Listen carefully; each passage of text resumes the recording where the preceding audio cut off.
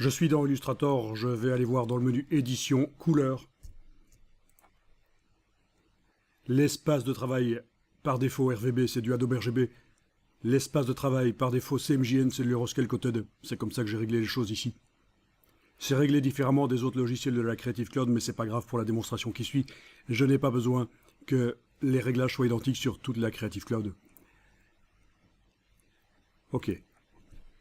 Alors, ce que je vais vous montrer ici, c'est qu'il faut bien comprendre qu'un document Illustrator contient d'office deux profils, un RVB et un CMJN, pour la bonne raison que un document Illustrator peut contenir à la fois des éléments RVB et des éléments CMJN. Des couleurs RVB et des couleurs CMJN, par exemple. Alors, je vais faire un nouveau document, fichier nouveau. Je vais partir du Canva impression A4 horizontale. Ici, dans les options avancées, je reste en couleur CMJN, c'est comme ça que Illustrator propose dès le départ.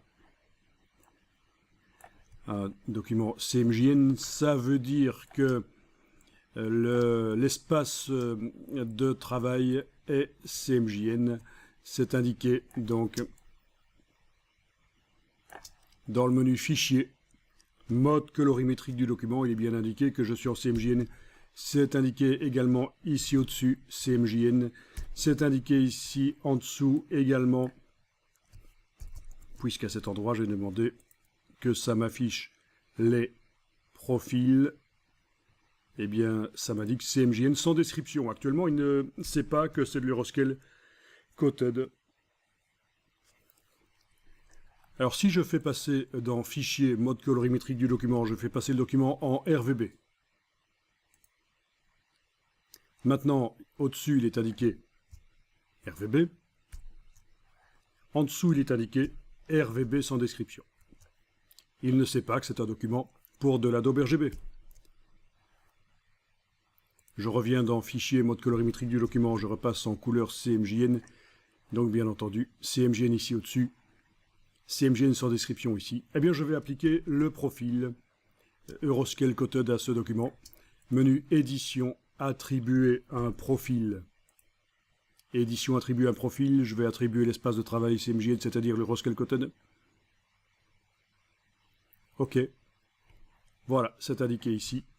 Le document est Euroscale Coated. Mais, si je vais maintenant dans Fichier, mode colorimétrique du document, et que je demande de le voir en tant que document RVB, qu'est-ce qu'il est indiqué ici en dessous?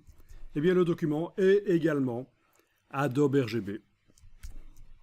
Donc, le menu Édition, attribuer un profil au document actif. Cette fonction, en réalité, attribue deux profils, le RVB et le CMJN, qui sont réglés dans Édition Couleur comme espace de travail par défaut.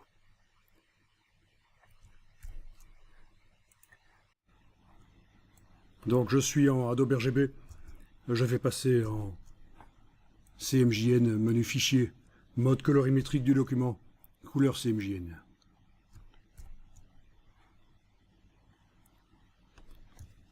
Je vais créer une forme.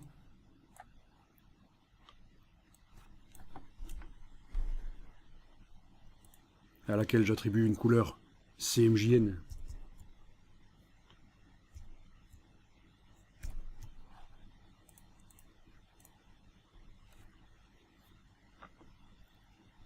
Et puis, je vais créer une autre forme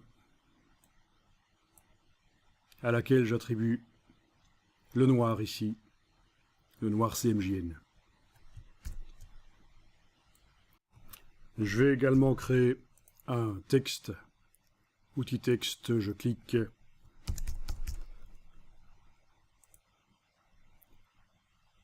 flèche noire, touche majuscule, j'agrandis, je lâche, voilà. Donc ce texte utilise également la couleur noire ici.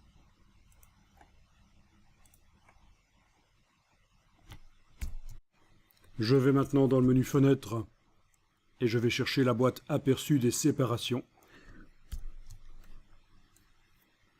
Donc ça va me permettre de visualiser les surimpressions d'encre, notamment je voudrais que ce qui est noir se surimprime et que ça ne fasse pas de défonce. J'enclenche l'aperçu de la surimpression. Je vais enlever l'œil en face de la plaque noire offset. Et là je remarque que l'objet noir ici, également le texte, sont créés par plusieurs encres. C'est un noir quadri. Donc il y a le cyan qui crée ces objets, le magenta également, le jaune également, et bien sûr le noir aussi, mais pas à 100%. Alors pour les besoins de la démonstration, je vais ici créer un nouvel objet avec un fond noir. Donc le fond ici, oui c'est bien cette couleur-là noire, voilà. Et je vais également créer des objets à contour noir. Donc comme celui-ci. Voilà un objet auquel je vais attribuer une couleur qui va être celle-ci, voilà. Mais il va également y avoir un contour noir. Voilà. Cet objet bleu possède un contour noir, comme on le voit ici, mais le contour n'est pas très épais, donc je vais aller dans la palette contour, menu fenêtre contour, épaissir ce contour. Voilà. Je vais en créer encore un autre ici. Un autre objet. Celui-là ne va pas avoir de couleur de fond. C'est un choix. Par contre, il a un contour noir qui est bien le noir qu'on a ici. Oui, c'est parfait.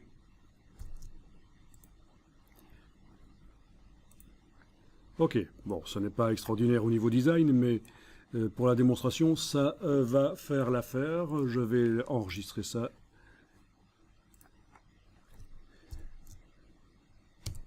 Et donc, je vais appeler ça surimpression noir dans AI. C'est forcément du CMJN. Si on parle de surimpression du noir, ça n'existe pas en RVB, la surimpression du noir. En RVB, toutes les couleurs sont créées par les lumières qui arrivent en même temps sur l'écran, tandis que dans la presse offset, la feuille passe d'une presse à l'autre et ça termine par la presse qui a l'encre noire qui vient surimprimer le noir aux autres encres déjà sur le papier.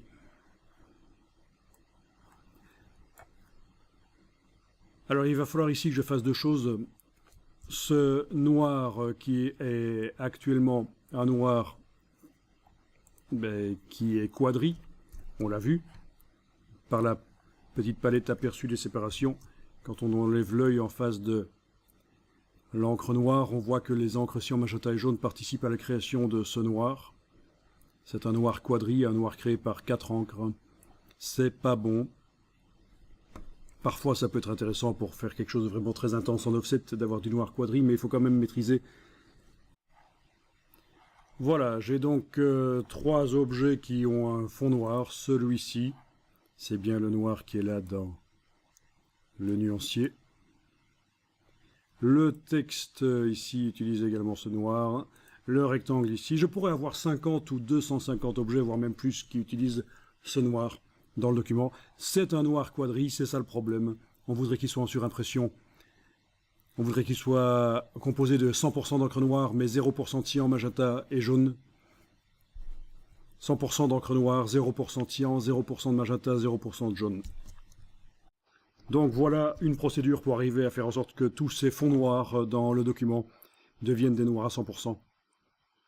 Je sélectionne n'importe lequel de ces 3 objets, un objet qui utilise la couleur qui m'intéresse.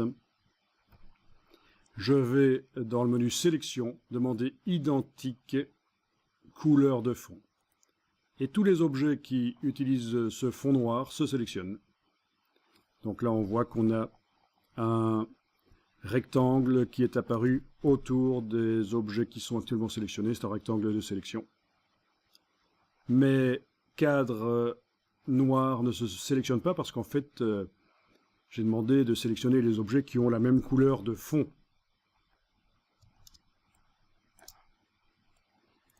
Et je vais ajouter dans le nuancier la couleur utilisée par ces objets. Donc menu de la palette nuancier, ajouter les couleurs sélectionnées. Et voilà, j'ai une nouvelle couleur ici, globale. Il y a le petit triangle blanc qui est là. On oublie donc le premier noir qui est là, on va continuer le travail avec ce noir-là.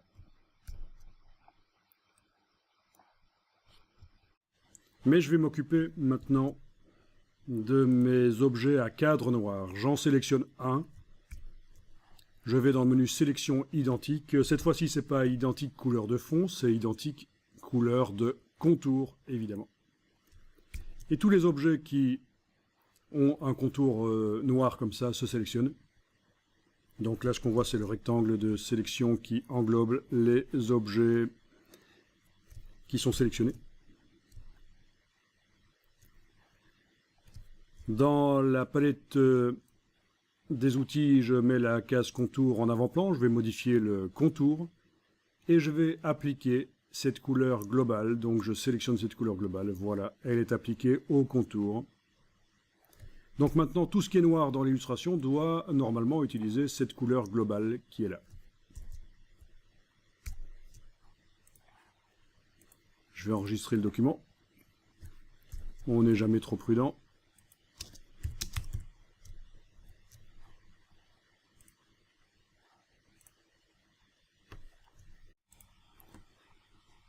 Ensuite, rien ne doit être sélectionné. Donc, par exemple, je clique à côté des éléments de l'illustration. Aucun objet n'est sélectionné.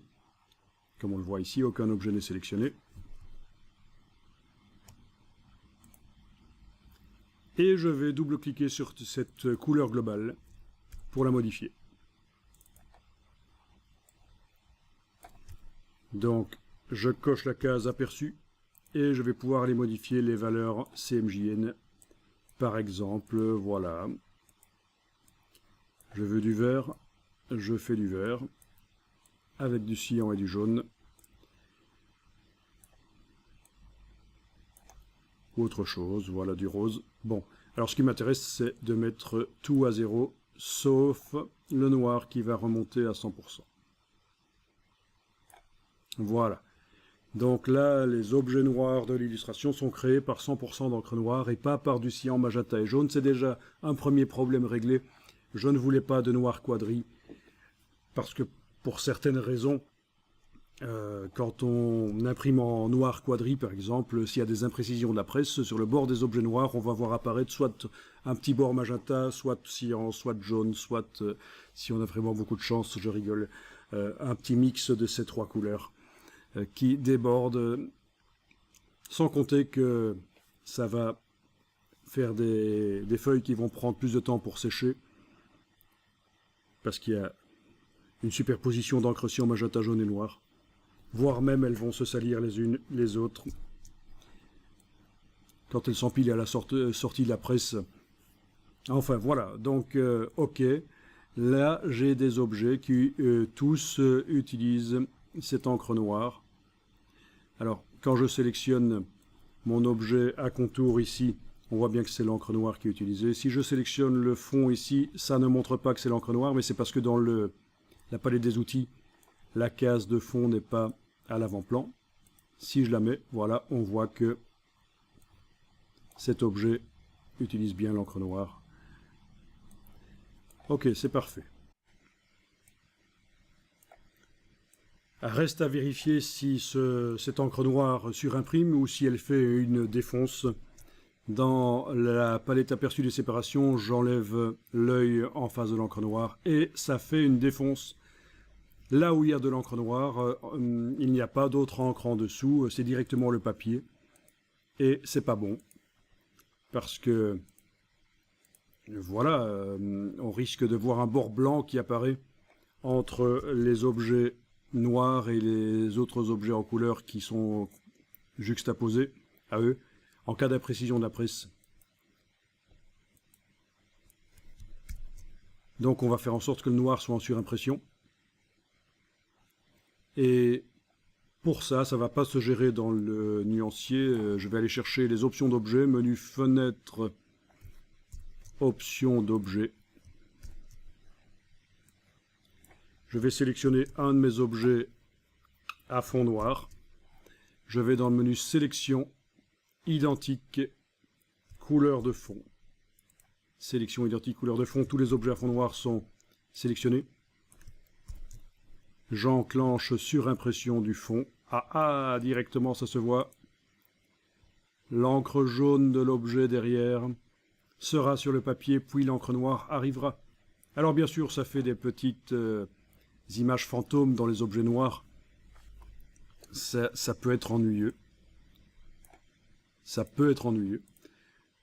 Par contre, si vous avez du texte qui est très fin, vous avez vraiment intérêt à ce qu'il surimprime, c'est certain. Donc voilà, est-ce que la surimpression, vous devez la faire absolument pour tous les objets ou pas? En tout cas, ce qu'il faut, c'est que pour le texte fin comme celui-ci, il surimprime absolument. Alors, ce texte que je viens de créer utilise... Non, je vais lui dire d'utiliser cette couleur globale. Voilà. Voyons si ça fait une défonce ou pas le texte. J'enlève l'œil de l'encre noire dans l'aperçu des séparations. Et ça fait une défonce, c'est du papier, c'est le papier qui est sous les lettres noires, c'est pas bon. Il faut donc absolument sélectionner ce bloc texte et dans la palette option d'objet, je surimprime le fond. Donc si maintenant j'enlève l'œil en face de l'encre noire, on voit qu'il y aura de l'encre jaune en dessous. Donc c'est vraiment très important. Plus le texte est fin et petit, plus il faut absolument qu'il surimprime aux fonds colorés qui sont éventuellement derrière lui. Bien. Alors, on ne va pas oublier de faire ça aussi pour les objets qui ont un contour noir. Parce que pour l'instant, le contour noir de ces objets fait une défonce. Ça enlève de l'encre jaune, dans le cas de mon illustration ici. Donc je sélectionne un des objets à contour noir. Je vais dans le menu sélection, identique, couleur de contour. Tous les objets de l'illustration qui auraient un contour noir se sélectionnent. Et dans la palette options d'objets, je vais aller enclencher la surimpression du contour. Voilà. Alors on a ici surimpression du fond qui est avec un petit trait horizontal parce que parmi tous nos objets sélectionnés, il y en a un qui a une surimpression du fond et il y en a un qui ne l'a pas. J'ai deux objets sélectionnés actuellement, j'ai cet objet-là et celui-là. Mais en fait celui-là, c'est de la transparence, son fond. Donc la surimpression n'est pas enclenchée pour son fond.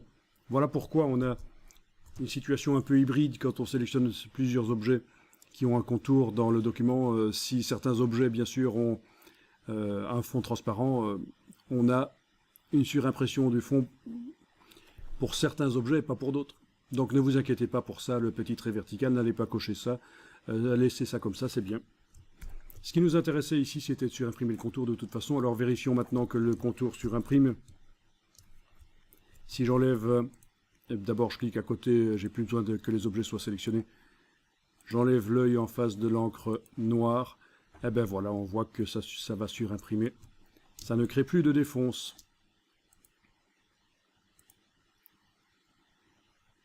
Voilà. Bien sûr, là aussi, on aura